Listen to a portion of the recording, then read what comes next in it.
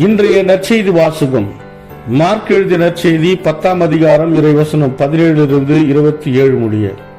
இயேசு புறப்பட்டு சென்று கொண்டிருந்த போது வழியில் ஒருவர் அவரிடம் ஓடி வந்து முழந்தால் படியிட்டு, நல்ல போதகரே, நிலைவாழ்வை உரிமையாக்கிக் கொள்ள நான் என்ன செய்ய வேண்டும் என்று அவரை கேட்டார்.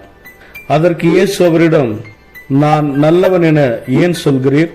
கடவுள் ஒருவரை தவிர நல்லவர் எவரும் இல்லையே. உமக்கு கட்டளைகள் தெரியும் அல்லவா? கொலை செய்யாதே, விபச்சாரம் செய்யாதே, களவு செய்யாதே, பொய் சான்று சொல்லாதே, வஞ்சித்து பறிக்காதே, உன் தாய் தந்தையை மதித்து நட என்றார். அவர் இயேசுவிடம், போதகரே, இவை அனைத்தையும் நான் என் இளமையிலிருந்தே கடைபிடித்து வந்துள்ளேன் என்று கூறினார்.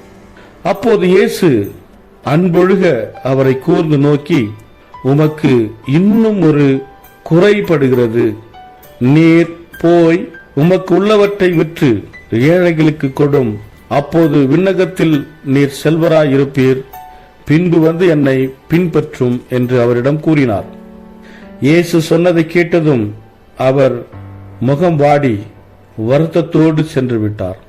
ஏனெனில் அவருக்கு ஏராளமான சொத்து இருந்தது.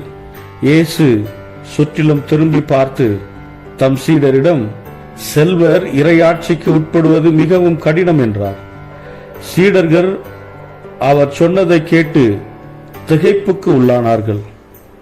மீண்டும் இயேசு அவர்களை பார்த்து, பிள்ளைகளே, செல்வர்கள் இறையாட்சிக்கு உட்படுவது மிகவும் கடினம். அவர்கள் இறையாட்சிக்கு உட்படுவதை விட ஊசியின் காதில் ஒட்டகம் நுழைவது எளிது என்றார். சீடர்கள் மிகவும் வியப்பில் ஆழ்ந்தவர்களாய், பின் யார்தாம் மீட்பு பெற முடியும் என்று தங்களிடையே பேசிக் கொண்டார்கள். இயேசு அவர்களை கூர்ந்து நோக்கி, மனிதரால் இது இயலாது, ஆனால் கடவுளுக்கு அப்படி அல்ல. கடவுளால் எல்லாம் இயலும் என்றார். இது கிறிஸ்து வழங்கும் நற்செய்தி. கிறிஸ்துவே உமக்கு புகழ். ಮಾರ್ಕ ಅಧ್ಯಾಯ 10 ವಚನಗಳು 17 27 ಯೇಸು ಅಲ್ಲಿಂದ ಹೊರಟಬೇಕೆಂದಿದ್ದಾಗ ಒಬ್ಬನು ಓಡಿ ಬಂದು ಆತನ ಮುಂದೆ ತನ್ನ ಮೊಣಕಾಲೂರಿ, ಒಳ್ಳೆಯ ಉಪದೇಶಕನೇ, ನಿತ್ಯ ಜೀವವನ್ನು ಪಡೆಯಲು ನಾನೇನು ಮಾಡಬೇಕು ಎಂದು ಕೇಳಿದನು. ಯೇಸು ಅದಕ್ಕೆ, ನೀನು ನನ್ನನ್ನು ಒಳ್ಳೆಯವನೆಂದು ಕರೆಯುವುದೇಕೆ? ಯಾವ ಮನುಷ್ಯನು ಒಳ್ಳೆಯವನಲ್ಲ, ದೇವರು ಮಾತ್ರ ಒಳ್ಳೆಯವನು. ನೀನು ನಿತ್ಯ ಜೀವ ಹೊಂದಬೇಕಾದರೆ ನಿನಗೆ ತಿಳಿದೇ ಇರುವ ಈ ಆಜ್ಞೆಗಳನ್ನು ಪಾಲಿಸು. ಕೊಲೆ ಮಾಡಬೇಡ, ವ್ಯಭಿಚಾರ ಮಾಡಬೇಡ, ಕದಿಯಬೇಡ, ಸುಳ್ಳು ಹೇಳಬೇಡ, ಮೋಸ ಮಾಡಬೇಡ, ಅಲ್ಲದೆ ನಿನ್ನ ತಂದೆ ತಾಯಿರನ್ನು ಸನ್ಮಾನಿಸು ಎಂದು ಉತ್ತರಿಸಿದನು. ಅವನು, ಉಪದೇಶಕನೇ, ನಾನು ಬಾಲ್ಯದಿಂದಲೂ ಈ ಆಜ್ಞೆಗಳನ್ನೆಲ್ಲ ವಿಧೇಯನಾಗಿದ್ದೇನೆ ಎಂದನು. ಯೇಸು ಆ ಮನುಷ್ಯನನ್ನು ಪ್ರೀತಿಯಿಂದ ದೃಷ್ಟಿಸಿ ನೋಡಿ, ನೀನು ಮಾಡಬೇಕಾದ ಕಾರ್ಯವೊಂದಿದೆ. ಹೋಗಿ ನಿನ್ನ ಆಸ್ತಿಯನ್ನೆಲ್ಲ ಮಾರಿ ಬಂದ ಹಣವನ್ನು ಬಡವರಿಗೆ ಕೊಡು. ನಿನಗೆ ಪರಲೋಕದಲ್ಲಿ ಪ್ರತಿಫಲ ಇರುವುದು. ನಂತರ ಬಂದು ನನ್ನನ್ನು ಹಿಂಬಾಲಿಸು ಎಂದು ಹೇಳಿದನು. ಯೇಸುವಿನ ಈ ಮಾತನ್ನು ಕೇಳಿ ಅವನು ನಿರಾಶೆಯಿಂದ ದುಃಖಗೊಂಡು ಹೊರಟು ಹೋದನು.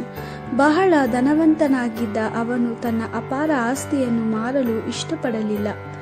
ಬಳಿಕ ಯೇಸು ತನ್ನ ಶಿಷ್ಯರ ಕಡೆಗೆ ನೋಡಿ, ಧನವಂತನು ದೇವರ ರಾಜ್ಯವನ್ನು ಪ್ರವೇಶಿಸುವುದು ಬಹಳ ಕಷ್ಟ ಎಂದನು.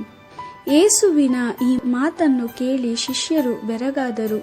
ಆದರೆ ಯೇಸು ಮತ್ತೆ, ನನ್ನ ಮಕ್ಕಳೇ, ದೇವರ ರಾಜ್ಯವನ್ನು ಪ್ರವೇಶಿಸುವುದು ಬಹಳ ಕಷ್ಟ. ಶ್ರೀಮಂತರು ದೇವರ ರಾಜ್ಯವನ್ನು ಪ್ರವೇಶಿಸುವುದಕ್ಕಿಂತ ಒಂಟೆಯು ಸೂಜಿಯ ಕಣ್ಣಿನ ಮೂಲಕ ನುಸುಳಿ ಹೋಗುವುದು ಸುಲಭ ಎಂದನು.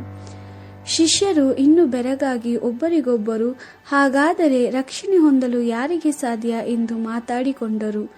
ಯೇಸು ಶಿಷ್ಯರ ಕಡೆಗೆ ನೋಡಿ, ಇದು ಮನುಷ್ಯರಿಗಷ್ಟೇ ಅಸಾಧ್ಯ, ದೇವರಿಗಲ್ಲ ಎಂದನು. ದೇವರ ವಾಕ್ಯವಿದು. ದೇವರಿಗೆ ಕೃತಜ್ಞತೆ ಸಲ್ಲಲಿ. Gospel according to Mark chapter 10 verse 17 to 27. Just as Jesus was setting out on his journey again, a man ran up, knelt before him and asked, Good Master, what must I do to receive eternal life? Jesus answered, Why do you call me good? No one is good but God alone. You know the commandments. Do not kill, Do not commit adultery, do not steal, do not bear false witness, do not cheat, honor your father and mother. The man replied, I have obeyed all these commandments since my childhood.